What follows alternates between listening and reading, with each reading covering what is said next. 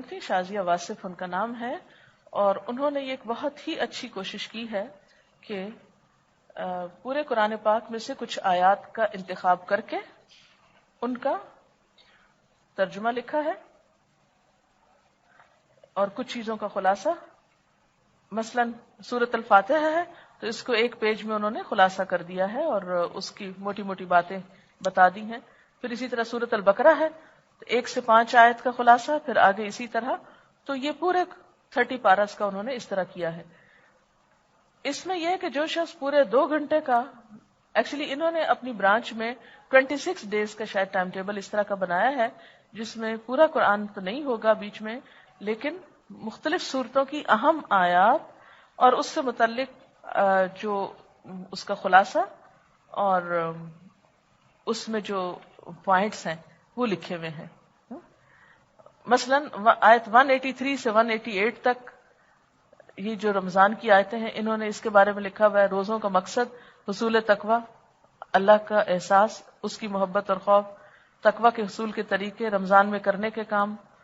Number 1 روزوں کی تعداد پوری کرنا. نمبر 2 قرآن کے ساتھ تعلق. نمبر 3 تکبیرات. نمبر 4 اللہ کا شکر ادا کرنا، دعا کا اہتمام کرنا، سحری کھانا، اعتکاف کرنا، اللہ کے حکم سے حلال چیزوں سے جیسے رکے حرام سے بچنا. میاں بیوی کا تعلق، اس کو اللہ تعالیٰ نے بہت خوبصورتی سے بیان کیا، یعنی اللہ تعالیٰ عبادات کے ساتھ ساتھ ہی حقوق العباد کا بھی ذکر کر دیتے ہیں، وہ خوبصورت طریقے سے سکھاتے ہیں. پھر اسی طرح مختلف آیات کے نمبر کے ساتھ انہوں نے طریقہ کار اپنا یہ لکھا تھا. اس کا انہوں نے طریقہ کار بھی بتایا ہے کہ انہوں نے لکھا ہے کہ آپ سے آخری ملاقات کے بعد میں نے دورہ قرآن کے لیے منتخب آیات کو بہت مختصراً خلاصہ کیا ہے. وقت جتنا ملا اور دماغ نے جتنا ساتھ دیا اس حساب سے یہ ایک ٹوٹی پوٹی کوشش ہے. اس کو کمپائل کرنے کا مقصد صرف یہ تھا کہ جو محنت ہم نے کی ہے اس سے چند اور لوگ بھی فائدہ اٹھا لیں. میٹرو سے جو لسٹ ملی تھی منتخب آیات کی وہ ایک حد تک ملتی جلتی تھی لیکن کئی جگہ مختلف بھی تھی. جو چیز مجھے مناسب لگی میں نے اس کا انتخاب کیا. اگر آپ کو یہ اس لائق لگے اور دوسرے لوگ اس سے فائدہ اٹھا سکتے ہو تو استعمال کر لیجیے.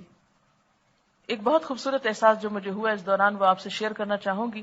قرآن رمضان میں دوسروں تک پہنچانا ہے، یہ احساس تھا پورے کے بجائے وہ حصہ جو لوگوں کا شوق ابھارے. کیونکہ پچھلی جو ہماری میٹنگ ہوئی تھی یہاں پر اس میں ایک سجیشن یہ دی گئی تھی کہ ایک تو ہے پورا پارے کا ترجمہ کرنا 2 گھنٹے میں کم از کم، لیکن سب کے پاس 2 گھنٹے نہیں ہوتے. مثلا اگر آپ کسی اسکول میں جا رہے ہیں یا اگر آپ کسی اپنے بچوں کے ساتھ بیٹھ کے بات کر رہے ہیں یا آپ اپنے ہسبینڈ کے ساتھ ڈسکس کر رہے ہیں قرآن پاک کو یا کہیں بھی جس میں ٹائم کم ہے تو پورا قرآن کی بجائے کچھ آیات لے لی جائیں. لیکن لوگوں کو قرآن سے کسی نہ کسی طرح مانوس کیا جائے اور بتایا جائے کہ یہ کتاب کہتی کیا ہے، جو لوگوں کا شوق ابھارے، ان کے شعور کو بیدار کرے اور ان کی فطرت کو اپیل کرے، وہ چننا تھا. لیکن یہ سوچ کہ اتنے کم وقت اور اتنی سطحی نظر میں کیا ہوگا یوں نظر آ رہی تھی. یعنی جب یہ بات ہو رہی تھی تو لگتا تھا کہ تھوڑے سے وقت میں ہم اتنی بات کیسے لوگوں کو بتائیں گے. پورا کر لینے کے بعد، یعنی جب انہوں نے کام یہ کر لیا، پورا کرنے کے بعد مجھے اندازہ ہوا کہ اتنے تھوڑے دنوں میں پورے قرآن سے گزرنے کا الگ ہی لطف ہے. کبھی کبھی we lose sight of the forest for the trees. We lose sight of the forest for the trees. اتنی گہرائی میں چلے جاتے ہیں کہ ہم بالکل سامنے کی چیز یعنی روح کو نظر انداز کر جاتے ہیں. ایک دین کی تصویر ملی جو اور ایک خلاصہ سمجھ میں آیا. وہ بہت ہلکے پھلکے پڑھنے میں نہ آتا تھا. کون سی باتیں بار بار دہرائی گئیں وہ راسخ ہوتی گئی. بالکل ایسے ہی جیسے ایک کھیت میں اتر کر فطرت سے قریب ہو کر بے انتہا مسرت اور لطف محسوس ہوتا ہے، لیکن انہی کھیتوں کو جہاز سے اڑتے ہوئے دیکھو تو الگ ہی حسن نظر آتا ہے. نگاہ ہٹانے کا دل ہی نہیں چاہتا. پوری تصویر نگاہ میں ایک ہی ٹائم میں سما جاتی ہے. یعنی جب آپ کھیت کے اندر ہوتے ہیں تو چھوٹی چھوٹی ڈیٹیلز دیکھتے ہیں نا، جیسے کلاس میں آپ دیکھتے ہیں ہر پتا، ہر کلی، اس ورڈ کا روٹ کیا ہے، اس کی مختلف تفسیریں، اس کا ایک پوائنٹ یہ ہے، دوسرا تیسرا. لیکن جب آپ اوپر سے دور سے دیکھتے ہو کسی کھیت کو یا باغ کو تو وہ ویو بھی بہت خوبصورت ہوتا ہے. تو ایک کام تو آپ کلاس میں کرتے ہو، ایک رمضان میں سارے ترجمے سے گزر کے کرتے ہو، اور ایک آپ دور سے اہم اہم حصوں کا ویو کرو گے. اس میں بھی بہت خوبصورتی ہے. اور پھر اب میں نے جو دیکھا یعنی چھوٹے چھوٹے حصوں کو تو اس نیت اور جذبے کے ساتھ کہ دوسروں کو بھی دکھانا چاہتی ہوں، اسی سٹائل میں نوٹس بنائے. اپنے ساتھ کے اسٹوڈنٹ میں یہ کمی پاتی ہوں کہ بات میں سے اصل نقطہ اور عمل کا پہلو نکال سکیں. یعنی ہر ایک کے اندر اتنی صلاحیت نہیں ہوتی کہ آیت پڑھ کر اس میں سے عمل کی بات نکالیں. کون سی چیز کو اہمیت دیں، کون سی کو بات کے لیے اٹھا کے رکھیں. اپنی رائے اس سلسلے میں ضرور دیجیے اور جو کمی کوتاہی اور نشاندہی کیجیے، ہم اصلاح کر لیں گے. اور اس کا طریقہ انہوں نے بتایا کہ یہ پورا سلیبس ہم نے 26 دنوں میں پھیلایا ہے. پیچھے اس کی تفصیل ہے. کچھ تلاوت کسی قاری کی آواز میں لگائیں گے، یعنی مجلس کیسے ہوگی، پہلے جن آیتوں کو پڑھنا ہے اس کی تلاوت لگائیں گے، کچھ کی عربی میں خود پڑھوں گی، ترجمہ سب آیات کا پڑھا جائے گا جن کے نمبر نوٹ کیے ہوئے ہیں، جو پوائنٹس جن آیات کے ساتھ لکھے ہیں ان کو ہلکا سا ڈسکس کر لیا جائے گا، کہیں کہیں سننے والوں کو بولنے پر موٹیویٹ کیا جائے گا، یعنی انٹریکٹیو سیشن ٹائپ ہوگا.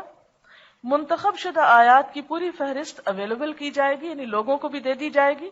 جو سامعین لینا چاہیں وہ اپنے قرآن میں نشانیاں لگا کر آئیں تاکہ اس وقت ڈھونڈنے میں ان کو دقت نہ ہو. یعنی کلاس جن بھی لوگوں پر کلاس مشتمل ہوگی وہ ان آیات پر پہلے سے قرآن پاک میں مارک کر کے آئیں، اور جب کہا جائے آیت نمبر فلاں تو اتنا وہ حصہ کھول لیں، اتنے میں تلاوت سنیں، پھر ترجمہ پڑھا جائے، اور اس میں ایک بات عمل کی، یہ دوسری، یہ تیسری، یہ چوتھی. اور اس سے آپ اندازہ کریں کہ رمضان کے آخر میں ایسے لوگ جب قرآن کی موٹی موٹی باتوں سے روشناس ہوں گے تو ان کے اندر کیا آئے گا، قرآن کے تعارف کے ذریعے قرآن کی محبت. ہم کسی بھی چیز سے محبت کیوں نہیں کر پاتے کہ ہمیں پتہ ہی نہیں ہوتا کہ اس کے اندر کیا خوبی ہے. جو کسی کی خوبیاں کھلتی ہیں اتنی اتنی محبت آپ کی بڑھتی چلی جاتی. قرآن سے لوگوں کی غفلت، یعنی دور سے اس کی عزت رسپیکٹ تو کرتے ہیں مگر حقیقی معنوں میں اس سے محبت نہیں کرتے. پتہ ہی نہیں اس کے اندر لکھا ہوا کیا ہے. یا کچھ لوگ خوف زدہ ہیں، پتہ نہیں اس کو پڑھ لیں گے تو کیا ہو جائے گا ہماری زندگی میں. تو اس خوف کو دور کرنے کے لیے اگر افیکٹو پارٹس جو ہیں ان کو ہائی لائٹ کر کے 1 گھنٹے میں یا آدھے گھنٹے میں یا جتنا بھی ٹائم کہیں پر اویلیبل ہے، مثلا کچھ لوگوں کو ہو سکتا ہے کسی اسکول میں والنٹریلی کچھ کام کرنے کا موقع ملے، گھر میں تراویح کے بیچ میں، کیونکہ ہوتا ہے نا روز تراویح پڑھتے ہیں